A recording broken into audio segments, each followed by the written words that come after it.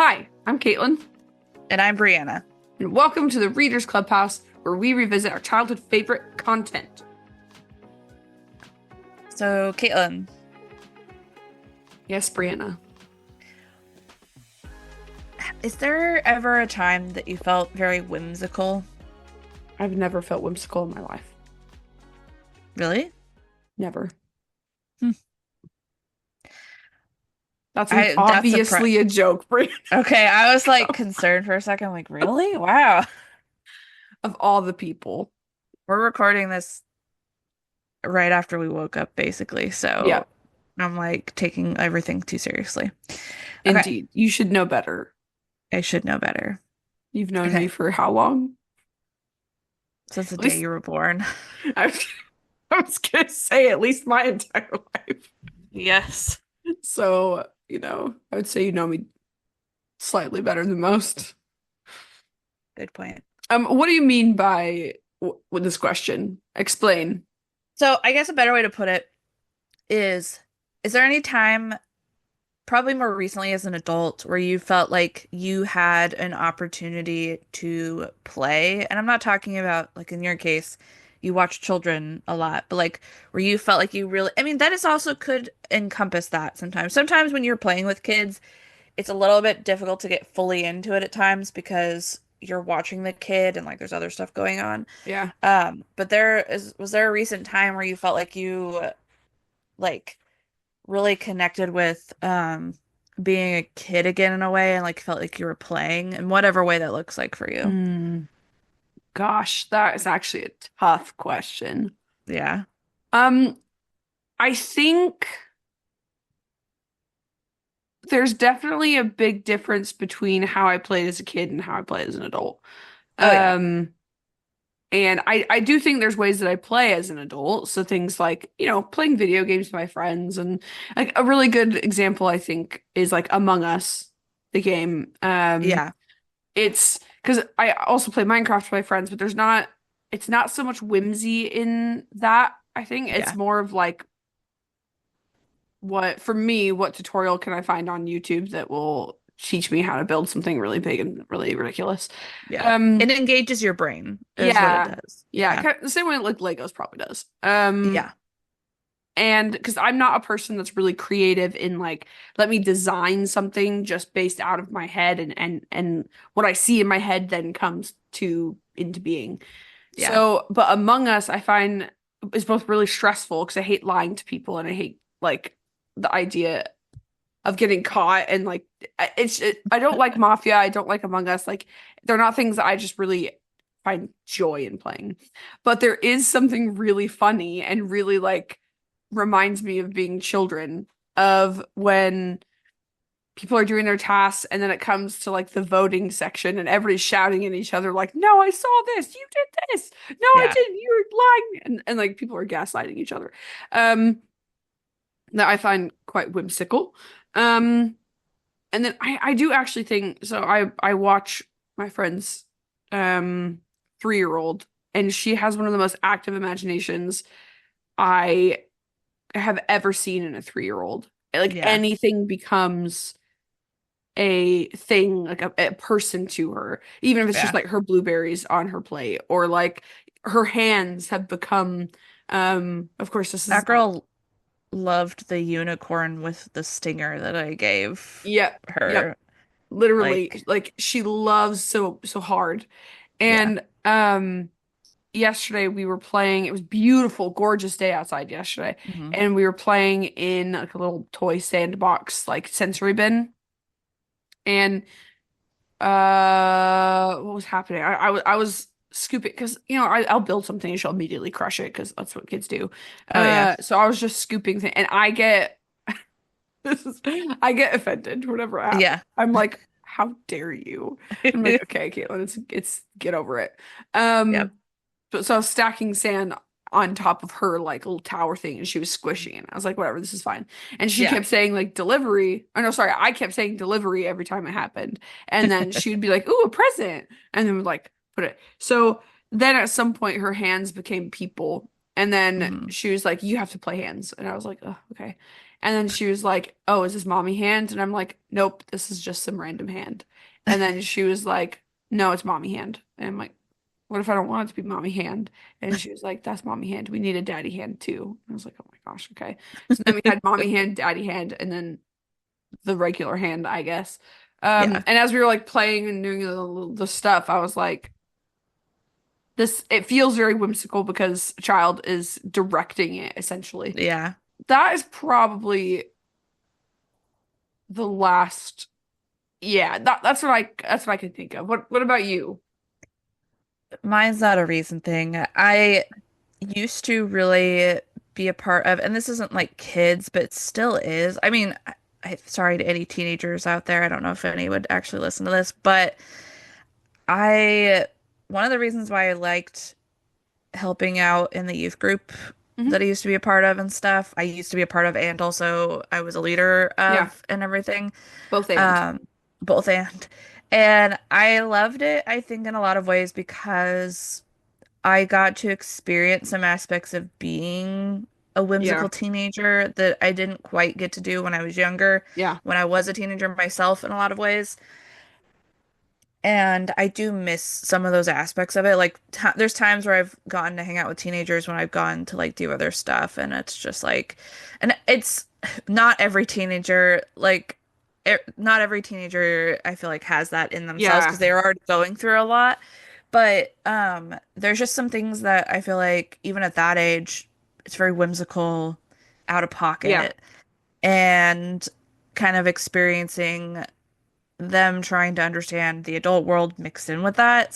yeah, So it's so much easier to connect with a lot of the time than even little kids. And I've still had that with, I've watched from 0 to high school age at different points in my life. It's been a yeah. while, but it's It's been a while. definitely Sorry. been a while, yeah. Uh, but I do miss those parts of how, Oh, Brianna, I I don't know. remember a time you were very whimsical in our adult Oh, life. what was it? I don't know. Uh-oh. Do you remember during COVID? Happy Uh-huh. 5 years since COVID, by the way. Oh my God. Since it Um, started. since it started. Well, yeah, not 5 years since it ended. Did it ever really end? Anyway, we were playing Honey Heist with me. Oh, yes. I completely forgot about this, which is weird because Yeah. I talked about it with somebody the other day. So, if anybody knows what Honey Heist is, that actually is such a good point. Yeah. Like things like D&D or RPGs, or tabletop RPGs Hmm. are such beautiful ways of play and Hmm. whimsicality, I think is the right word for that. So, we were playing Honey Heist, and in that you play bears. And this isn't Hmm. about like these aren't bears that like can talk to humans or anything. These are just bears. They're just bears. And you have to steal a pot of honey from somewhere, and there's like multiple different things you could do with it. Um, we were trying to break into a facility that had the honey in it. And I don't remember what type of bear I was, Here's but let me set up the scenario. This okay. is so off topic. Don't worry, I guys, it will mean, tie we're in. talking about woodland creatures Oh, is you're right. You're right. yes. There's no bears in Redwall, but No, but there, so Honey Heist you is super simple to play because it has like tables and then you roll for the setting, you roll for what type of honey, you roll for like the security detail, like you yeah. also roll for your bear's disguise. It's super simple, it's super improvised and really easy. So we Yeah. were at some like Canadian campground and there was like HoneyCon Oh, 2020 or that's right. whatever that was going to be coming, but it wasn't there yet. And so there was like the super big old prize that they had to find in it. And there was a couple of bears. And I've actually run this with a few people, and it has always been the most whimsical of any tabletop game I've ever played. Mm. And I now actually want to get a couple of my friends to play it. Anyway, keep going. So I was playing a bear. You can pick which type of bear. It's been so long I don't remember I don't what type of remember bear I either. was, but I was a bear and we were trying to sneak in. And I was one of the other parts is like you wear a costume, and I had a blonde wig on, and I chose to flirt with the guard. And again, remember, guys, just a bear. A bear in And a blonde wig. a bear in a blonde wig who cannot talk or she just can growl. So I was doing these like those kinds of like sounds and everything. And I had to roll on a table, and it's definitely like you get it or you don't kind of a Yeah, scenario with a couple of like yeah. bits in it, and I got it, and I flirted with the human guard as a bear, and That was that's so one of my funny. greatest moments as a player, I feel like. And we weren't even like doing anything Uh, crazy. I was just like, thank God I got it. And also just like it was a lot of fun being silly and like making those silly noises because I mean, that was so funny, Brianna. it was so much fun. And I think Oh a my lot of time for gosh. me, oh, yeah. No, keep going, keep going. Okay. Going on I'm gonna go off on a slightly serious note, so that's why I wanted to like leave Oh, that mine's space. not serious. I figured that's why I was like checking back in with it. Little chicken boy. Oh, yep. Oh my gosh, yes. Every time. Whimsy. Whimsy, such whimsy, that Anyway, little chicken boy. moving on. Love it. Maybe one day you guys will be introduced to him. But so for me, going back, like I think because a lot of the time I wasn't able to really feel whimsical at certain major parts of my Yeah. childhood, wasn't like really given the opportunity to for whatever reason. I a lot of the times get scared to be whimsical or Mm, to do things that like make me uncomfortable or just like aren't what people like I don't know. It's like those kinds of things and stuff. And that's why a lot of time I have a hard time doing voices when I'm doing tabletop games. And that's something that always has bothered me. And I yeah. get too caught up in my head of what people think of me. And in that moment I did not care what people thought about me. Yeah. Went full tilt of like, we're gonna do silly noises and stuff. And so it was like I felt very freed from in that Yeah. moment, which was really cool and Yeah, everything. it So was really, really fantastic. And even just I totally understand because I obviously am maybe a bit more of a whimsical person. I don't know if whimsy is the right word for it. I'm I'm a person who likes to make other people laugh, and I'm yeah. also insecure about what people think about me. But Mhm. I would I will do anything to make people laugh. Yeah. I love making people laugh. And so um I think one of the things that I've always really enjoyed about playing games with you is you are a really good storyteller. And I think you're a really good improvised storyteller where you have a general storyline that you're trying to hit. You have the kind of major points. You may even write like bits down, interactions or whatever. But Yeah. in playing Monster of the Week with you a Mhm. few times, not as consistently as the group that you played with for a couple of years, but Yeah. um in playing that there were moments quite a few moments where just the yes, you didn't do voices and you tried to differentiate the character that you're speaking by Yeah. trying to do different things, um but still in the telling of the story and the acting in the moment and the improvising in the moment, maybe not with accents but Yeah. in other ways. I think you did really well, and I know I Thanks. really enjoyed it, and I know that the other players also really enjoyed it. So I I think appreciate it. I actually think that things like tabletop games, maybe we should do an episode where we just talk about tabletop games. That'd be really Mhm. fun because we've loved playing games for a long time. Yeah. It's a nostalgia thing. Although I didn't definitely start playing tabletop RPGs until after college. So I don't Yeah. know. Anyway, um, because there's a lot we could get into with this. And actually, I think maybe we should Yeah. save that. Maybe we should do a tabletop game episode and, because it's been like Yeah. 5 years since. Oh, wait, hold on. Am I even. Oh, ooh. It might be 7 years since I started playing um Yeah. D&D. So Yeah. that's actually more, maybe not from our childhood, but um, No. yeah. Anyway, Yeah. I'm gonna cut myself off because otherwise this will take over the whole podcast. Yeah. Um, Brianna, Kaytlyn. what are the book stats for this book that we are reading? Tell me. So today, guys, we are continuing on our journey through Redwall, and we are going to book that is chronologically the first book, technically. It is not Doo-doo-doo. the first book in the series, obviously. But it's actually funny because this this is the first book chronologically because it's the furthest back in Redwall's history, well, like Mossflower's history. But it's actually the first book that was published in the 2000s. That is crazy. It is crazy. It's wild. It's a very interesting concept. So it came out in 2000. Again, written by our friend Brian Jacques, who I feel like, and this will tie in. I'll explain my reasoning for the transition question that I had at the beginning a little bit later once we get into Hmm. the story and stuff. But Brian Jacques has always been, I feel like, really big into whimsy, and that's a big part of his stories and stuff. So back with our friend Brian Jacques, one more story with Redwall about the Badger Lord Brocktree and his story and how he became the Badger Lord of Salmandastron. As per usual, this is like fantasy fiction, and it's generally for like middle grade and up, honestly. I was, I think, maybe in middle school when I started reading these. I'm not sure. So yeah, those are kind of the stats that we're dealing with this book. It is a later book in the series publishing wise, but it is the earliest book chronologically. Okay. Are It we is ready for 13th my it's 13th book?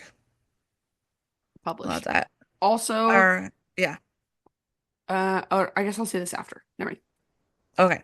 You ready for the my summary of the plot? Let's do it, Brianna. All Cue right. ambient medieval music. In ancient Mossflower Woods, a young hare maid named Dottie finds herself the companion of a badger lord, Lord Brocktree of Brockhall. These newfound friends find themselves caught up in fateful events as they both are traveling towards the mountain of Salamandastron, the seat of the badger lords. Brocktree's goal is to take over ruling the mountain from his father Stonepaw, the current ruler. Along the way, they are joined by an old otter, find a small hedgehog babe, and make friends with the Gaussum. On the mountain, Stonepaw, now very old, finds his mountain in a precarious position. A new threat arises in Unget Trun, a wildcat warlord that intends to take the mountain as his own. Stonepaw only has himself and a group of older hares. It has been peaceful for so long that the younger warriors have gone off on adventures of their own. As Stonepaw sees that they have no hope of keeping Unget Trun back, he sends his fastest hare, Fleetpaw, to find help. After Stonepaw and a few other hares are able to hide in the dark cellars of the mountain for a time, but as they finally find a way to escape safely, they are discovered. Lord Stonepaw, in his final act as Badger Lord of Salamandastron, sacrifices himself to save his hares. Those left, especially Stiffner the medic, vow to save their hare brethren held hostage on the mountain or die trying. Those that escaped are helped by a band of otters. Fleet Scout, on his way to find help, finds a band of squirrels led by Juka. Fleet Scout is angry that they won't pledge to help, but they do decide to help him find someone else who can. Fleet Scout's main goal is to find where the younger hares have gone. After getting some information from an owl, he discovers that someone named King Bucko has recruited them into his court. After wandering around and collecting others, eventually Fleet Scout's group runs into the Brocktrees and Dotties. They join forces to find a way to get the army they need from King Bucko. Arriving at Bucko's court, they discover the only way to get what they need is to challenge Bucko for his crown. Brocktree convinces Dottie to, and she is able to best the king in bragging, eating, and finally combat. The now former king acknowledges their strength and joins forces. Back on the mountain, things are not going well for the Horde. Ungat finds his dreams filled with visions of a badger coming after him. And, after the prisoners they had escaped, they find that anytime they attempt to gather food, they're beset by the Bark crew. The crew consists of both the hares of the mountain and their otter friends. When one of the crew's raiding parties goes awry, the crew finds themselves cornered, but their cries are heard by none other than Brocktree and his new army, for they have only just arrived in the sands near the mountain. As the final groups converge, they make their plans. Brocktree takes on Ungat in single combat, where he breaks the wildcat's spine and leaves him to be dragged out to sea.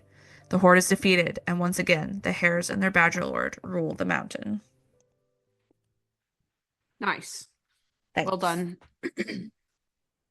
Um, couple of things because there's just some initial thoughts. Yeah. First, the prologue and epilogue, Yes. which we Yeah. didn't talk about.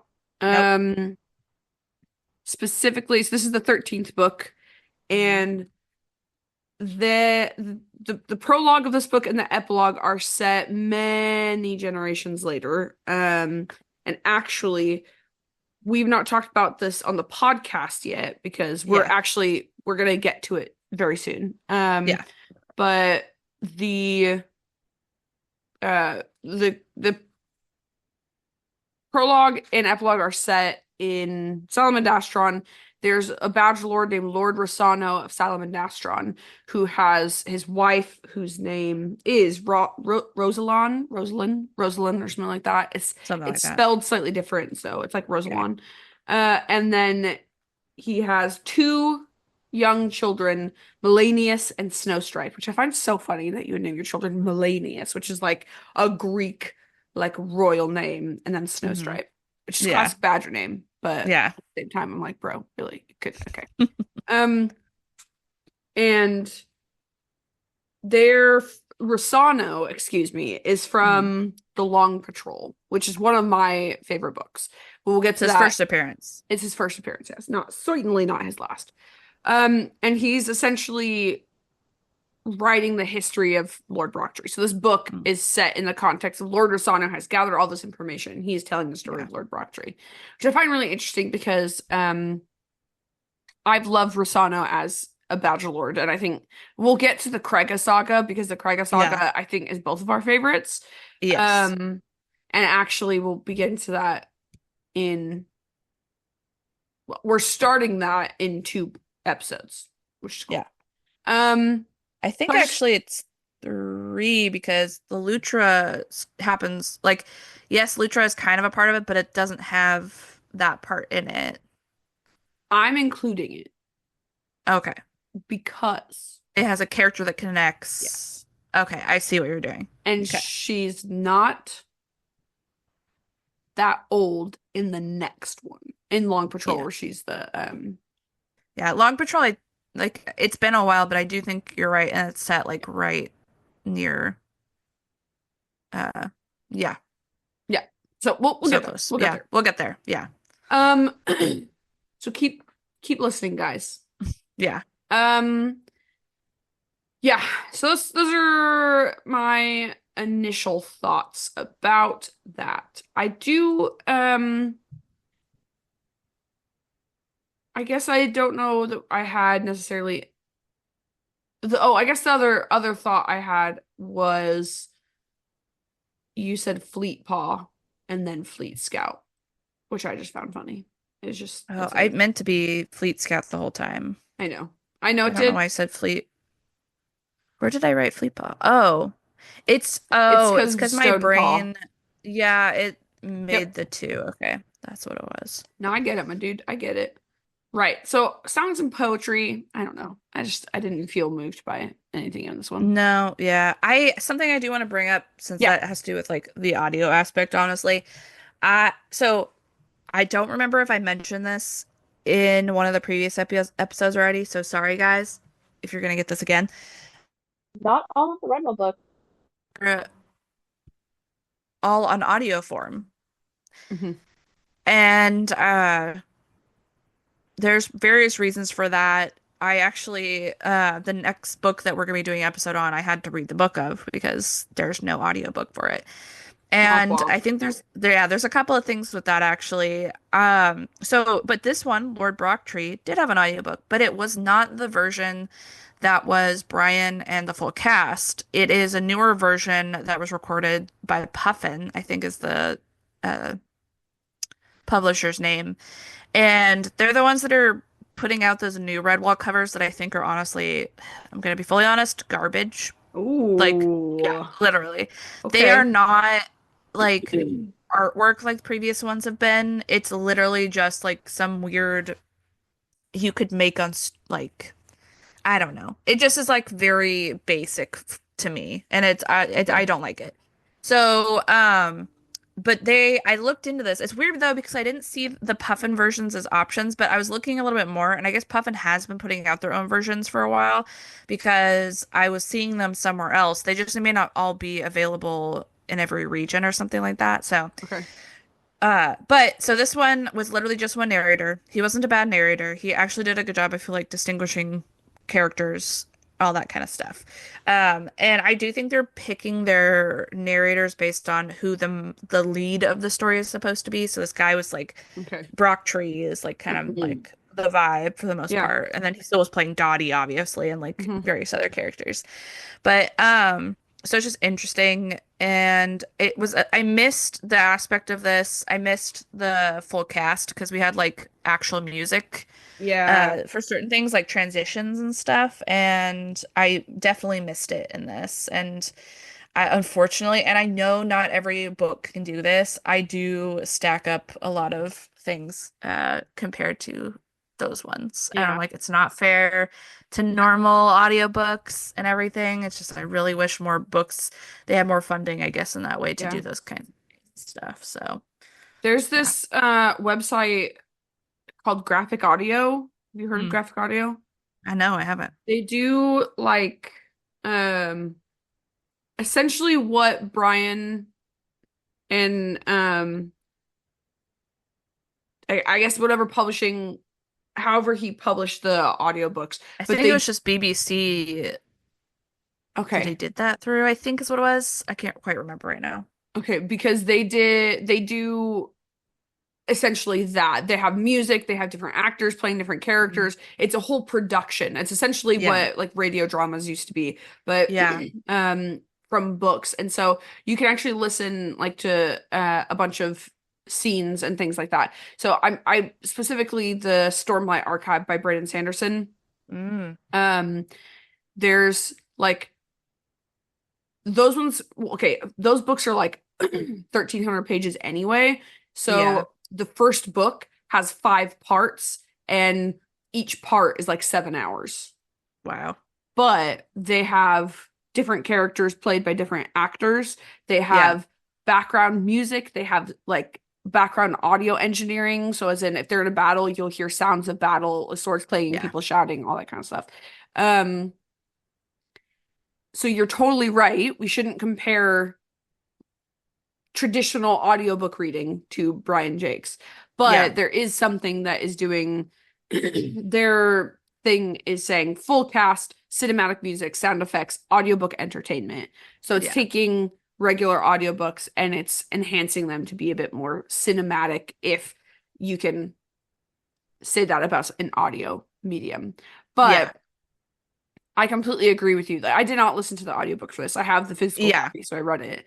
But it is something that I've noticed because I've listened to other audiobooks, obviously. Mm. And yeah, it is hard not to compare, Yeah. especially when in Redwall you've got male and female voice actors doing the Hmm. characters for those things. And rather than having a woman doing all the male voices, and you're like, not quite as convincing, or a man playing girl voices. So I have to do like little girl voices, and you're like, I don't know, something about this just feels weird to me. Yeah. We love audiobooks. I also, again, like we want to say this. We love audiobooks. We support audiobook Yeah. narrators. We believe that is a job. We want it to Yeah. continue happening. Buy audiobooks if you can from people who can actually be paid through the medium that you are buying them through, Yes. or get them from the library to support your local library. Yeah. However, Brian has ruined me for like high quality audiobooks other than I guess graphic audio because that is a high quality whole thing. Yeah. So thanks, Brian. Thanks. That's what happens when one of his jobs was like a disc jockey, basically. I know. He knew how to direct, okay? Is He all I'm did. saying. Yeah. He knew how to direct a production. So in listening to like I'm did they sing the songs or did they read the songs? He did his best Okay. with singing them and stuff for the Okay. most part. So I like again, he did a good job. Hmm. The narrator, whose name I can't remember right at the moment, Yeah. and like not docking him at all because Yeah. honestly, we're gonna remember when I brought up the Blue Sword audio and I was like, why is it just Grandma talking to me and not actually like Hey, bringing feeling to this and stuff.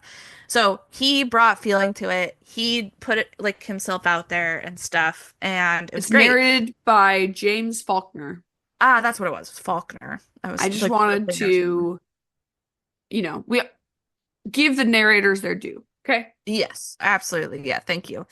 Yeah. So James Faulkner did a great job. It was a lot of fun. It was funny having him play Dottie. So Yeah. now I have this like his slightly wispy feminine voice like stuck in my head for her. Yeah. And it's very sweet. He did a great job playing her. Because Dottie is a wild character. Hmm. I guess transitioning a little bit into characters and stuff Wait, we with haven't this. gone Oh, to the. we Sorry, I haven't muted myself. you We haven't gotten. you muted yourself as you were trying to say something. Wow. This is how this day is gonna be. We need to talk a little bit about world building before we Oh, get that's right. too Yeah. much into characters. Okay. So Dottie, I'll talk more about in a second, and then kind of bring in the voice aspect with it as well and stuff. But anything Yeah. else about songs and poems? Nope. Oh, Other than wait. saying still I would like to have a um for some of the other books, like albums, Yes, and absolutely. at least like downloadable intro, or not intro, transition music, because I Yeah. really like the transition music in other stuff, and Same. so would like to be having that to study too. Anyway, you actually sent me a song called Eulalia. I did not listen to that. I Did. completely forgot about it. My I bad. was going to Okay. talk about that later. Yeah. Why don't you Ooh, start talking about something and then I'll go listen to the song while the podcast is happening. no, we don't need to do that. It's not important. Okay, world building. Yes. Um, a few things. First thing, none of the world building stuff in Salamandastron is in the Redwall map. So I was looking on the map and comparing the map in the book to the map, the digital map that I have, and there's actually Reference there's point? very little correlation, I suppose I could say. Interesting. So I have a few thoughts. The thing about Yeah. Redwall is there's not a ton of continuity Yeah. between it's very loose continuity, and I would say it's maybe a little bit looser, but reminds me of a lot of Star Wars and how the continuity in Star Wars is it's a stretch. It is a true It's such a stretch stretch. for the Yeah. canon continuity timeline. So Even when the original creator had more input into it, still stretched still a at stretch. times. Yeah. Still a stretch. Same thing with this series. There's some Yeah. continuity stuff that I find troubling from Brian a really creative. stretches sometimes. He does. He does. Yeah. And this I think in particular because this is a prequel, which Yeah. means everything that happens in Redwall, the series, happens after this. So anything Yeah. he sets up here happens or doesn't happen and is forgotten. Now that's okay because sometimes it is prehistoric, right? And things happen in generations and people are forgotten and things happen and Yeah. again Rosanna was the one that was gathering information about this, which I have some questions about. Okay? Because Rosanna says he's going around asking people, their grandfather's stories and and that's how all the information about Lord Brocktree is gathered. But Rosanna is like many generations of Badgerlord Yeah. removed from Brocktree. Yeah. And that confuses me because that is a long time for stories to be in the history of, and granted, maybe it's oral traditions, and so they have stories passed down, and that's again totally fine. So I just have some questions about like how Rosanna was able to actually gather factual information, or even like slightly less than factual information, but like how I have questions. My other Yeah. question is, we are introduced to King Bucko, who is a Yeah. northern hare from the north. Mm. His tribe, his family, his village, however you say that, was killed by some foxes, and he's been on the vengeance for after this Well, particular he was one killed. fox. It was that one. It was Ungatrun's horde Was it attacked, the and horde? But I it thought it was was the horde. before. Oh, okay. No, I'm wrong. it was the horde because Bucko was going to go after Ungatrun's horde specifically, The and he fox had a that whipped specific him. vendetta with one of his captains, which was the fox, Yeah. who was the one that like whipped him and Yeah. everything. Okay. So it was all tied with that. That makes sense. But he ends up going off into this little woodland clearing and then trying to raise an army, and all the young hares of the land flock to this other Mm, young hare because Bucko was kind of I would say in his youngish. 30s, as opposed to Yeah. Fleet Scout who was in his like 60s. Yeah. Um, and then he just essentially girl rots in the forest and drinking, having fun, playing with it. What did you say? Did Girl you say rot? girl rot? What is Yeah. that? You don't know what girl rot I'm surprised I don't. That sounds like an internet thing, and I is? It usually absolutely is, yeah. It's okay. I'm it's what you do like when you're with your girls and you're all scrolling on Instagram and you're just laying in bed or laying on the couch and like that and like you're okay. together but you're not really doing anything. You're just sort of like rotting. Okay. So this is like the companion to girl dinner vibe. I don't know what girl dinner. Oh, See? yeah. No, no, no. Oh, I okay. know I what was girl dinner like, is. Yes. Yeah, that's basically what he's doing.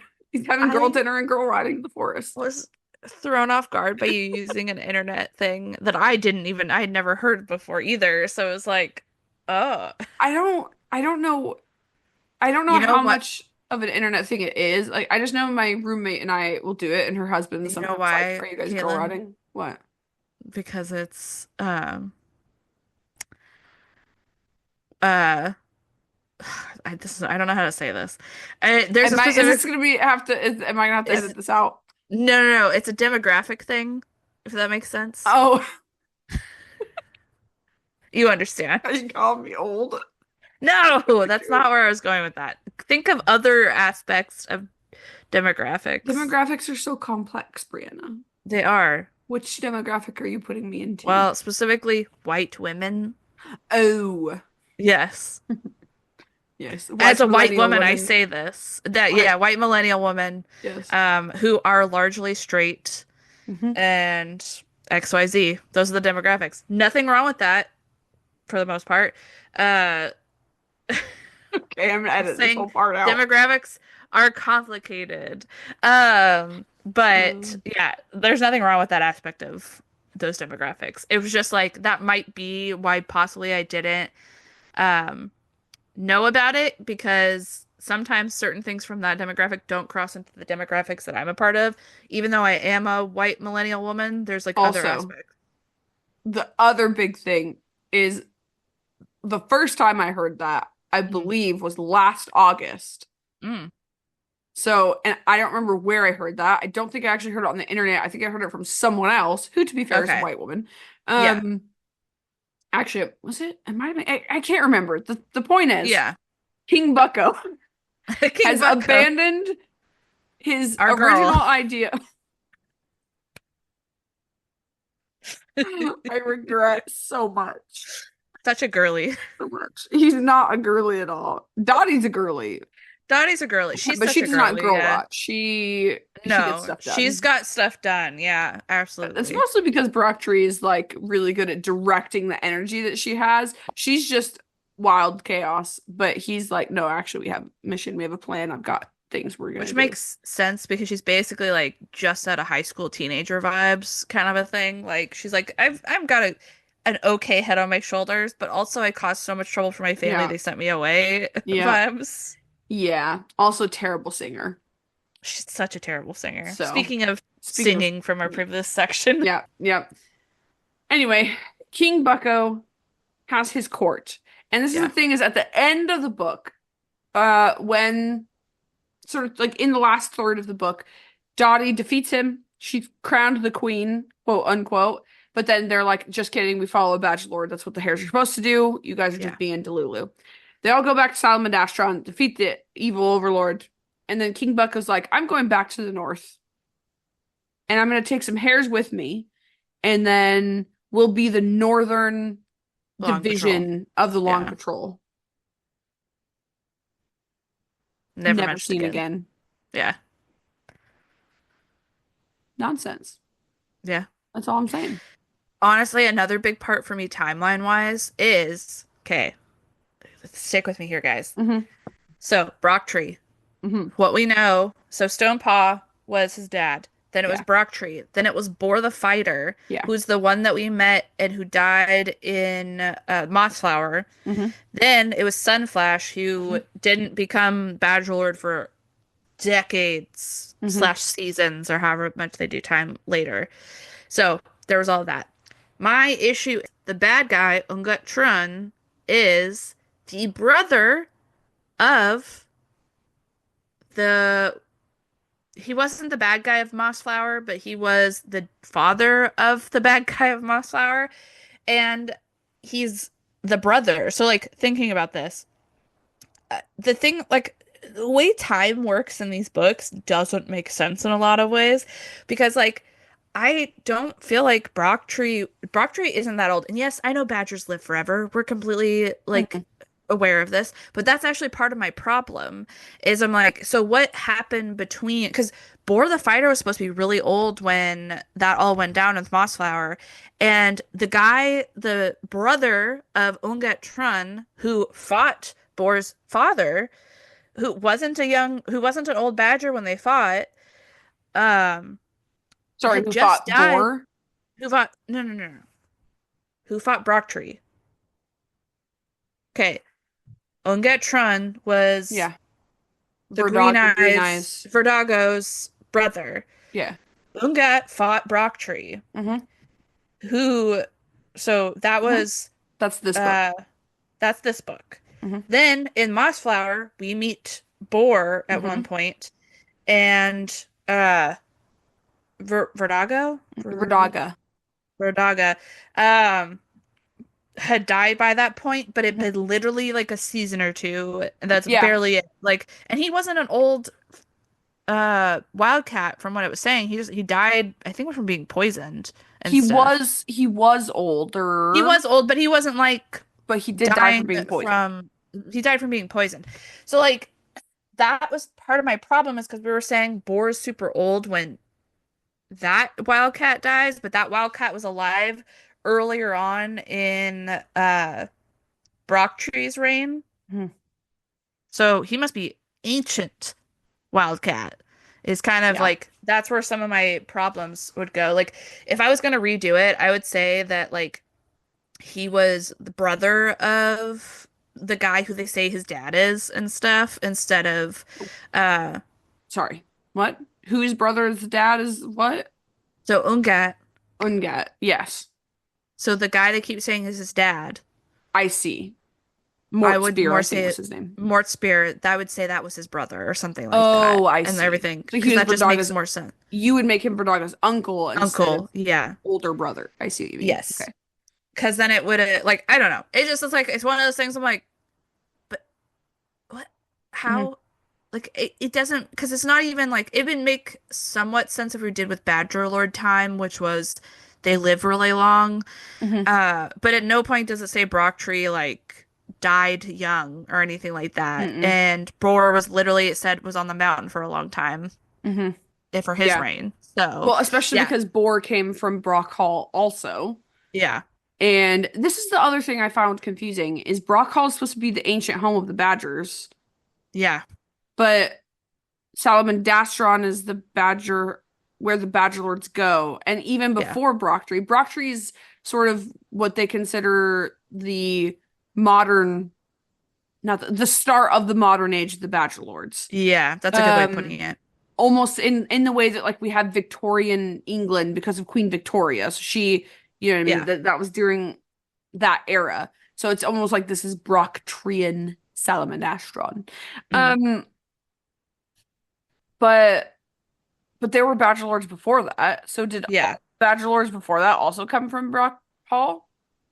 yeah. It doesn't say. No, it doesn't. And it doesn't necessarily make sense when you say this is the ancient badger home of badgers, but they go to this mountain, but they feel called to this mountain Mm, to rule and then die. Like I don't know. There's just some interesting like things there that I find really interesting. And yeah, also, he went really hard on the whole like bloodline inheritance thing with Stonepaw, Brocktree, Boar, Sunflash. yeah, And then that there's no more bloodline after that. So there's just Yeah. some really interesting questions that I have. And again, we love these books. We think they're Yes. great. We think they're fantastic. I get emotional when I read them because of Mm, nostalgia and also because sometimes Brian writes really well. But yeah. continuity is really key in certain areas, and especially when you're doing prequel and Yeah. every novel that Brian writes is a standalone novel. You do not Yeah. have to know anything about any of the other books to get it. He just includes characters sometimes, and you're like, oh, okay, I see that. I think Yeah. actually the one we'll talk about next time Yeah. is the only one that you probably need to have read previous books of related Yeah. to really get it. So I don't know. I just think it's really interesting. Um Also the other thing is Juka's Pine Grove. Yeah. We have we do have in many other books a pine grove where there are crows and it's Mm. where the crows live. And I'm Yeah. like, theoretically speaking, could be that. Geographically, if you look at the book and you look at where Juka's Pine Grove is, not the same at all. Yeah. Completely different places. It's like the Pine Grove was there and then suddenly it wasn't there, which to be fair, Yeah. geography changes over time. And if Brocktree lived for a long time at the mountain and if Boar lived for a long time at the mountain, like that, just the trees might not have been there anymore. Yeah. Fair enough. That was one thing I was going to say about the timeline is it could just be that some of the geographic like landmarks changed and Mm. so that might be why they look different. However, I don't think that's actually what it is. I think it's the continuity is Yeah. cray cray. Brian's like, oh, I need them to run into a bad guy here. Well, all of a Hmm. sudden there's a pine grove, and it's like, where Yeah. did this grove come from? Also, another thing, maybe I don't want to talk about it. I do want I don't know. In we'll get to this. I'll say this. Okay. We'll have to remember this though because Okay. it's significant. Juka is the leader of the squirrels here, and Yeah. she's a fighter. She speaks in these and thous and is very like Hmm. antagonistic towards Fleet Scout Yeah. for a reason I thought was kind of stupid. I won't lie to you. Oh, it's not Fleet Scout. It's Fleet Scut. Oh, Scott. Sorry, the way that he said it on the audiobook sounded like Fleet Scout. Scout. Okay, fair enough. Um, I just opened to a page and it said Fleet Scut. Um, Mm. so interesting. They die together. They die as friends. It's Yeah, you know that part got me classic. actually. Oh, did it? It did not get me. Yeah. It's because they'd been fighting the whole time Mhm. and then they died together. And I was like, Yeah. I It don't got know. you. It got Yeah, me. it Yeah. got you. But also, Brian does like to do like We paired die in deaths. friendship. Yeah. Yeah. Yep. It's We oh die for man, friendship. I cannot wait till we get to the long patrol because there's one in Oh there that no. really got me. Um, Yeah. but here's the thing. We'll get to this again one day. In Tagarung, Mm. the tribes of vermin Yeah. are called the Juka tribes. Interesting. I Yep, did not remember that. I did. I read that and I was like, oh, maybe they're no, they're squirrels. Huh. No, her name is a squirrel. Okay, interesting. So I think, oh my gosh, I don't actually know I mean, we know Brian Reeves's names at phrases, times. Yeah. names, yeah. So I just thought it was really interesting, especially That is considering interesting. that we're talking about continuity right now. That is a break in continuity that you would Yeah. have squirrel named Juka, and then many generations later, not just one, but multiple tribes of vermin also named Juka. But the Yeah. thing that changed is it's like Juka, and then they add something like Juka Zan, Juka something, Juka Mm. Wrath, that you add to the end of it. So the leader of the tribe, you take Juka and then put the leader of the tribe, or a part of their name as the end. And Mm. so maybe it's not Juka, it might be Juska, now that I'm thinking about it. I don't know. It's been a while because I haven't reread Tagarung because we're doing this. Yeah. So anyway, I just think it's really interesting that they visit a few places. They're not on the Red Wall map, and the geography of the land is very different. So Yeah. That's very interesting. yeah, continuity question mark. You want to talk about characters? Let's talk about Dottie. Dottie is our duo, like part of our duo protagonists and everything. Obviously, with every Brian book, we hop between different perspectives. Yeah. Like we spend a lot of time with Scout, Scut, whatever, Hmm. at a different point. But a majority of it as we go forward is Brocktree and Dottie. Hmm. And Dottie is this like young, honestly, I say teenage or like in her maybe early 20s hair who is a little bit extra. She always talks about, I A need my little beauty bit sleep. extra. She's a, what's the word that she A uses? She's fatal beauty. a fatal beauty.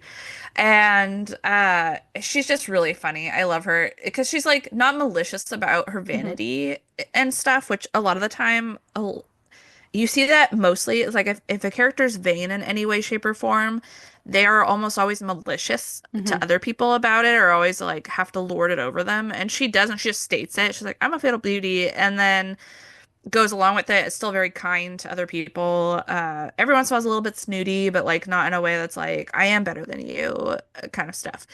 And I just appreciate that. Also, the thing I really liked is that we had Dottie fight Bucko, Hmm. and it was like very easily could have just had, I don't know, some boy hair drop like jump in for whatever reason. I know they gave the reasons why there's a twin set of hairs in here Hmm. that are like in love with Dottie at one point, and they gave us some reason why they couldn't do it and stuff. But like, I love that Brocktree is like, okay, Dottie, Hmm. I'm gonna have you do this, and it was very like big reasons why.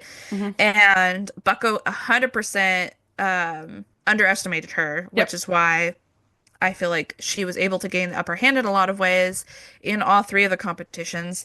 And it just was like very cool that we got to see that. And that's something that I do appreciate about Brian is like his female characters are very diverse in their Hmm. personalities, in the things they do. There's very feminine, very warrior-like women. Like it just like it's like very big variety. And I Yeah, think that's one of the absolutely. reasons why I always will appreciate this series, even with some of the other things that I have critiques about, is because like there are women characters, lady characters or whatever that I 100% am like, I love you.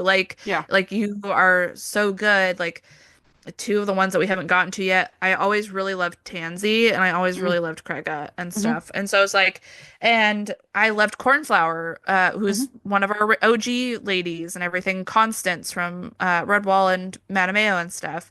And Mariel and Hmm. all other like these women characters. And Dottie, I feel like was a really good example of a woman character in the Red Ball series, Hmm. and she really carried the story in a lot of ways and was very funny and silly, and that was all great and everything. And I also loved Brocktree.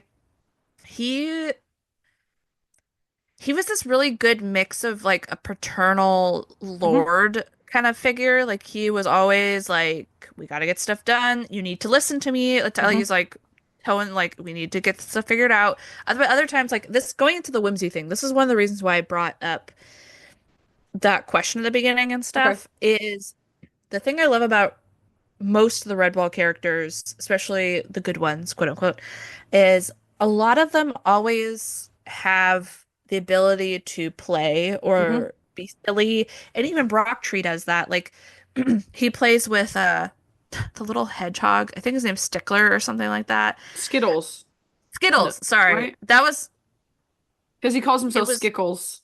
Skickles. Yeah, that's what it was.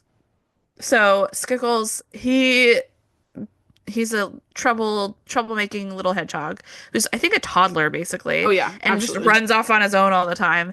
But he like Brock is always like being very like he's like does the whole like stoic like thing like he's like pretending like he's not playing along but he is. And I Hmm. love that. And there's this so this isn't specifically towards Brock Tree but like just the group in general. So he had later in the book, him and Dottie's taken on Bucko, got the crown, and then gives authority to Brocktrix. She really didn't want to be a queeness, honestly, in the long run and stuff. And the army arrives, and this has been it's mentioned there's been like a season has Hmm. passed basically for them to get from where they had been to where they are driving the mountains. They arrive on the shore and they're not quite near the mountain yet. Hmm. But the army starts to play in the waves a little Hmm. bit and stuff. And that was something that really stuck out to me, that I loved. It's just like Yeah. they're about to go to this hard battle, but they are also like about community, about Hmm. like living in the moment, like, oh, we're at the ocean, like let's play a little bit. And they also have like a baby with them, Hmm. like or a toddler who's like gonna play no matter what and stuff. So it just like it's something that I appreciate about this, and also a character like Brocktree who has all of that and stuff. The one thing I will say, and this isn't with Brocktree, but like it slightly bothers me the way Badger stuff works, I'm gonna be honest. And I get it, it's sticking a little bit probably closer to maybe what real badgers do and Hmm. everything, but it's just like these, like he mentioned that like two male badgers can't Hmm. live in the same space, and I was like, what? Why And though? yeah, why? Like I said, because it's gets too volatile, and I'm like, what? This is a I story. just You am didn't like, have to do and that. yeah, and also, which is weird because again, I was talking about how much I love Brian's women characters and everything, Hmm. but it's just like, also there's like aspects sometimes of that with you can get like weird things like that where it's like, two male badgers can't be together, like in the same space and everything. I'm like, okay, but then what do we look? What's gonna happen with Rosano, who he brought up, who's again from a more quote unquote modern Redwall time, who has a child, who has a son and everything. And then also, what does that mean for the Badger ladies and stuff? Because there's been Badger ladies. Like, while while yes, we could say in going back to Rosano's time, he has a boy and a girl. So it's Hmm. like, and he mentioned both of them ruling the The mountain. mountain He didn't together. say Yeah. one of you. Yeah, he Hmm. didn't say one or the other. He just said both of you. And I was like, how does that work and Yeah. everything? So it's like sometimes like I love badgers. Badgers are one of my favorites because they're almost always my favorite character in some way, shape, or form. Yeah. But sometimes with the lore about how their society extra like all that stuff works, it's like, what? How have you guys continued to be a thing kind of stuff? So that's just one of my stuff with that. And then there's a lot of other really great characters in this story. It definitely hasn't been my favorite of all of my other Red books, but Yeah. it has a lot of great characters in it. Yeah. It's So I totally agree. It's been something that I don't know if bothered is the right word, but something that yeah, just my least favorite aspect of the Redwall stories is the fact that the Badgers in particular, while being very into community oriented in terms of having the hairs around, and it's so rare to see a Badger alone that doesn't have some sort of community around them. yeah, But the fact that they can't, I'm putting in quotes, be around others of their kind without it being troublesome, or yeah, unless they're like with their spouse. So I'm thinking of the book Salamandastra, and you have yeah, Earthstripe and his adopted daughter Mara, and there's yeah, tension there. And I know the tension there is the tension of parent and teenager who's trying to break free from, who's testing those boundaries essentially. So yeah, there's that relationship, and that complicates things. Totally understand that there's sort of that aspect in it.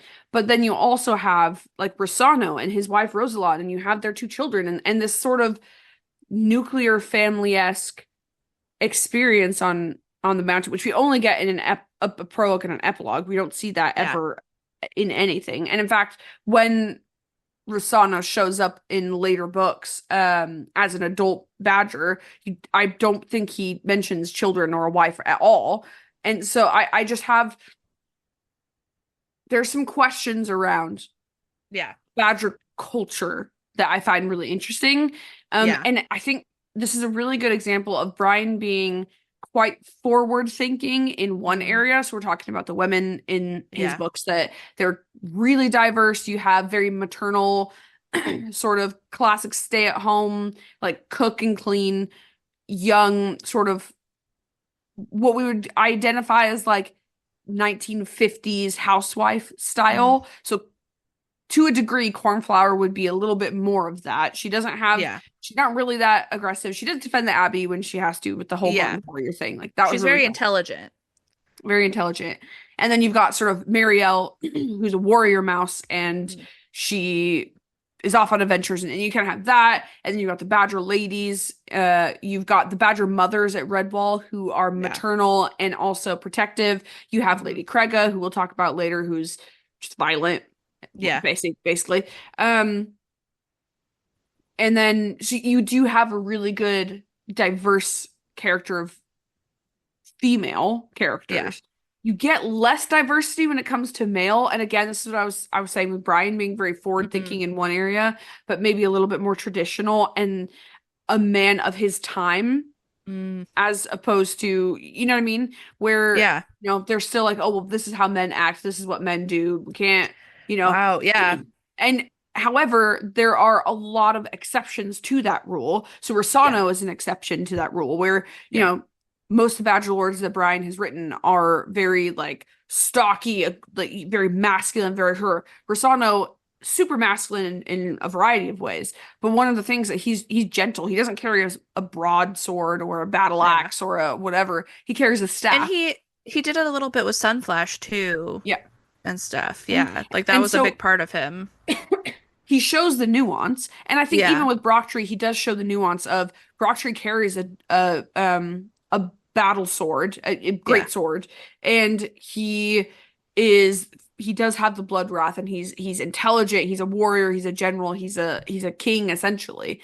But also he loves this little hedgehog friend that he's made, and he's very paternal and he's very um he allows himself to laugh. And so I think there is certain things that Brian is more forward thinking in when it comes to women Mm. characters, but he's a little less forward thinking when it comes to male characters. However, that doesn't mean that he's not still open to male characters being soft and gentle and Yeah. compassionate and having fun and enjoying being with children. Because that's the Yeah. thing. I think maybe I'll talk about this more in the next book because it's a lot bigger in the next book. Mm. And I was thinking about this, but I just think it is interesting with Brian, how you can tell the certain sort of ideas that he has and maybe patterns of thought and ways that he thinks Yeah. that are, of course, let's see, he died in 2011 and he was in his 70s when he died in Yeah. 2011. So He he was lived a lot born of like the life up to that point. 40s. Yeah. Yeah. And born in a time in a culture very different than Yeah. the England of 2025 or whatever. Like it's Yeah. just culturally very different. So I think it's really interesting. And yeah, I think in terms of characters, I really liked Stiffner. I mean, I love a Hmm. boxing hair. I think they're Absolutely. just Yeah. really great. The Um, kind of really like tough, gruff hair. Like we have love a good Basil, who's a silly yep. little like Or I know what I'm Tarquin. doing. Tarquin, like we love a silly little hair, but also we love like Oxeye from Yeah. Salamadashran. Loved him. Like Yep. there's just like we love the those hairs for Yeah. sure. Yeah. Everything, yeah. And yeah, so I thought he was good. There was a lot of Oh, almost forgot. As far as I can remember, first female log-a-log. oh yeah. I can't remember her name right now, but like, I can't either. No, I think you're right. yeah, I kept thinking about that while I was listening. I'm like, wow, it's a woman log-a-log. Because I'm like, Yeah. the only other time I can remember a reference, but like she wasn't, this is in Redwall when things were not like a solid, because there was literally a character named Gaussum in that one. Yeah. And that was the female Hmm. character who died while they were trying to figure out the snake thing and stuff. Hmm. But like this is the only time Log has been ever referenced as a woman Hmm. Mm. at the point that we're at reading Yeah. wise. And he could have maybe had one later down the line. I don't remember it because I Mm. don't remember the Logs as well as I do certain Yeah. other characters, to be honest. Yeah, So I agree. Because I remember you and I in our talking way, way, way, way back when we would mm, talk a lot about like the chronology of abbess and abbots. We would talk yes, about the chronology of the Badger Lords. The yep, the succession is even better a word. But we never ever talked about the Logalogs. nope, yeah, Interesting. Yeah. yep, Um. Yeah. I mean, I one of the things about this book is no particular character stood out to me apart from the others. Obviously, they were yeah, distinct characters, but it's not that I yeah, had, I don't know. I did like, okay, one of the things I do want to say is King Bucko. One of the things I yeah, really appreciated about him is that obviously he was not appreciating being beaten by anybody. It didn't matter if she was a female. yeah, He did make a lot of comments about her being a female, and I think that was just trying, boost his Yeah. male ego up a bit. Um, but when he actually lost the crown, he took that so well, and Yeah. he was a good loser instead of being a poor loser, because often Yeah. you'll get characters like that where they think themselves really highly. Um, Because and I'd say the first couple of times, mhm, because there was three challenges, he yep, was sticking that, and you're like, oh, yep, is he gonna be a problem? And then he hmm like did finally like learn from the yep, interactions. yeah. And when they finally were like, "This is what we're gonna go do," he was like, "Oh, yeah, well, I've got a vendetta against that wolf or that fox anyway, so Yeah. I'm in. Let's go." Yeah. Um, so I just thought that was really cool. So I thought he was a really good character. I Yeah. appreciated that he was in some ways an antagonist, Yeah. um, up to a point, and then he turned into a protagonist. But Yeah. so that was interesting. I also thought, fiddles. I lost my train of thought. Um, it was not about King Bucko. It was about something else. Another character? Dottie? Yes, it was. Okay. I also thought really interesting at the end of the book, we often will see in positions of leadership in Salamandastron male hairs, and we do see Yeah. female hairs also. We do, but Yeah. actually, the first leader, the first general of the Long Patrol Mm-hmm. was Dottie, Yeah. which I find really interesting. Again, talking about female characters in the series, and Yeah. again, there's lots of things. I think what I like about Brian's books is you do get a mix of male and female characters doing a bunch of different Yeah. things. It's there are tendencies towards like one thing. You don't have a Badger father at Redwall. You have the Badger mother. It's always the Yeah. Badger mother. But you get abbots and abbesses, both and. Mm-hmm. You don't, there's not necessarily one more of one or the other. I think that I might be wrong about that actually. There might be more abbesses because in the Craiga saga there's like a succession of abbesses, um, Oh, I totally forgot about one that. right after the other, essentially. Mm. Um, yeah, but so I just find that really interesting. But you also like in the groups, whenever there's a ensemble cast that are going, there's a mixture of old and young. There's a mixture of Mhm. male and female. There's a mixture of squirrels and hares and mice and otters and shrews and hedgehogs and occasionally voles and just so those things there's always a mixture of the things and Yeah. they're always working together for the to get to the point. We'll talk about that in the next book Mm. also because Yeah. I noticed it a bit more in that one. Yeah. um so just find that really interesting. um yeah, I don't actually, so for me I don't Mm. think I had like a really favorite character, Yeah. so yeah. Do you have any more thoughts on world building, characters, continuity, anything else? No, while this was a fun listen and everything, Mhm. this definitely is lower on my list Mhm. of like beloved, Right, right, right. essentially, of the series. It's definitely higher than Outcast Oh man. because it makes more Everything is higher sense. than Outcast, Brianna. Everything's higher than Outcast, which is sad because one half Hmm. of it, or actually two-thirds of it, is like great character, Yeah. and the other half you're like, what? Like, It's what's crazy happening? because like I think Sunflash and Scarlath are two of my favorite characters in Redwall. So Yeah, far at least. yeah. And yet, They're in one of the worst books. Yeah. So yeah, I this is definitely low on my list, and it's not yeah. because of some of the reasons we brought up because of Outcast or anything. It's mostly just because like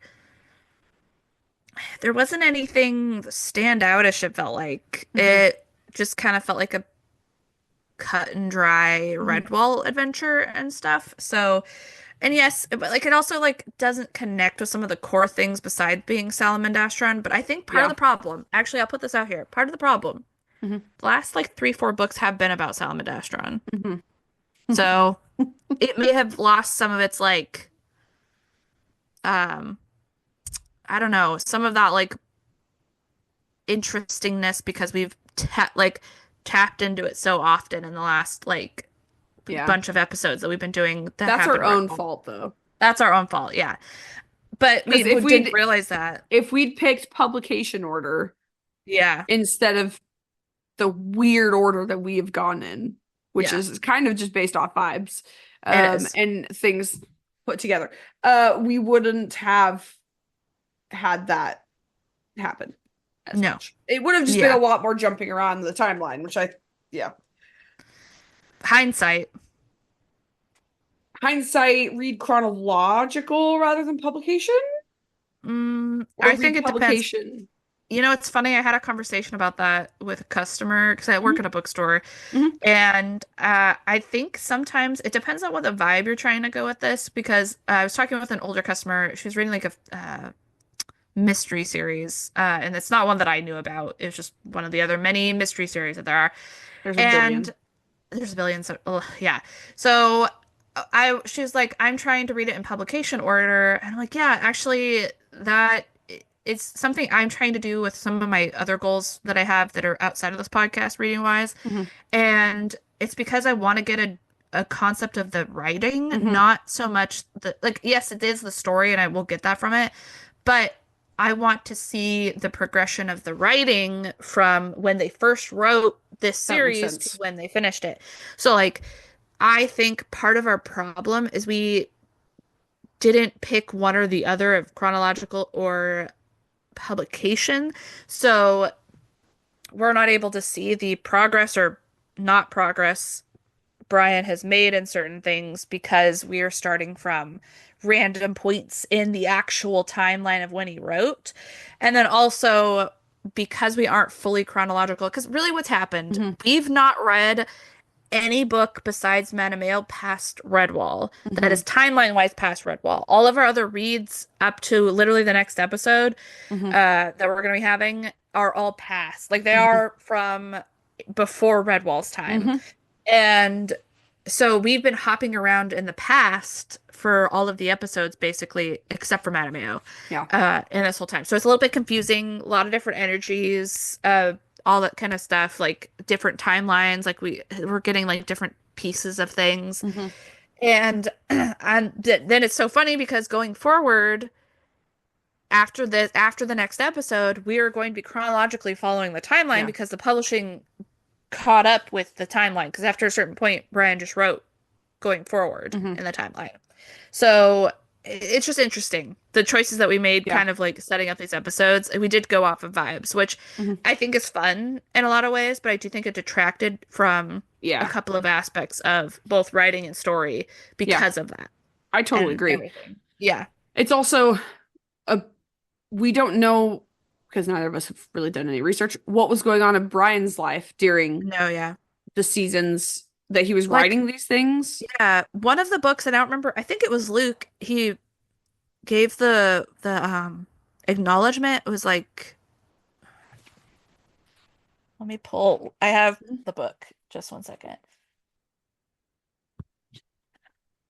Um, In it says in memory of Tony Jakes. And I'm like, Who dat? was that like who was that to him? Like Yeah. obviously it was a family member because it has the same last name. Was it a brother? Was it a father? Was it a son? Hmm. Who do we don't know. And I'm like, this book we're going to be talking about this next one, Legend of Luke, was written right before Brocktree. Hmm. So this is 1999. And, Yeah. and that one I'll talk again more in the next episode. So it's like it's interesting about what he was going through at the time because I know he was a father. I don't know if he was married at the time because it's not really ever mentioned and stuff, Hmm. but I do know he had kids. Yeah. He had kids, and I mean the one in Brocktree, the dedication is in memory of Jerry Ryan, a great singer and a good friend. Mm, So it's just again, we don't know what was happening yeah. during I mean, the season, and so we yeah, don't know because writing changes based off of it experience you does. have, how old you are, what you're Yeah. doing, so many different things. And again, at this point, he's in his mid 60s. Yeah. And it's So, kind of at the point a lot of the time people start losing people hmm. more Hmm. to either old age or other things. Like, Hmm. yeah, it's kind of like interesting. It also is very reminiscent of Hayao Miyazaki. Hmm. like the creator of most of the Studio Ghibli stuff, or like director of movies, extra Hmm. XYZ and stuff, and like a lot of his more recent stuff, like and I haven't watched it yet, but The Hare and the Boy is like kind of a take on Pat, like the death of somebody in your life and Mm. everything like that. I haven't watched it. I just had read that somewhere and everything, and how his point in his life have influenced the things that he's making. And it's the Hmm. same thing with some of his other more I say quote unquote recent works because the one before that was like a decade before, I think. And then Mm. a lot of the other stuff were influenced by his childhood. And I do think that's a great reason of probably why we get some of the certain plots that we do possibly with the Hmm. Redwall series is because of the things that he's dealing with at the Absolutely. time. Um, maybe he's like lost some people at this point, and we don't know what Brian's childhood's like, so Hmm. we don't know any of that and everything, or what his relationship is like with his family. Yeah. So it's just Yeah. interesting. Absolutely. Yeah, Fascinating things. it is. Right, Brianna, what is your nostalgia rating for this book? I'd give it a solid 3.5 because I don't remember this one as well as most of the other ones.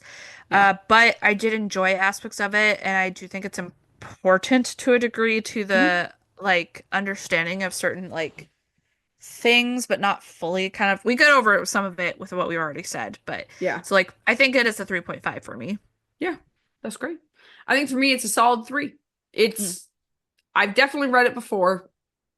I remember the Dottie and King Bucko thingy Mm. relatively well. But a lot of the other stuff I didn't necessarily remember. And it is, it is better than Outcast. Yeah, that's a So low bar. even though I didn't like, if we'd had just the Sunflash Scarlass storyline, this would be lower than that. Yeah. But I think generally it is just it's a three. It's a good story. It's a good it does bring up a lot of questions, a lot of Mm. continuity questions, but it doesn't ruin anything. It doesn't make me angry. I was just like, oh, okay, that's a Yes. story. That's I love Yeah. that's great. Good That's time. such a good way of putting it. Yeah. It's a good story. It's definitely something I'm going to read again. You know what I Mhm. mean? I've been trying to think about this as I'm rating things on Goodreads that three is my standard. That if I read a book and I'm like, I enjoyed reading that book, I may or may not read it again. I don't know.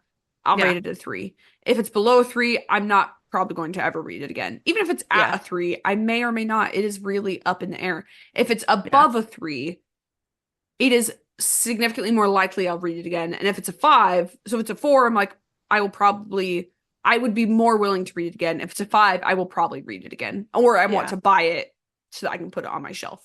Yeah. So anyway, Makes sense.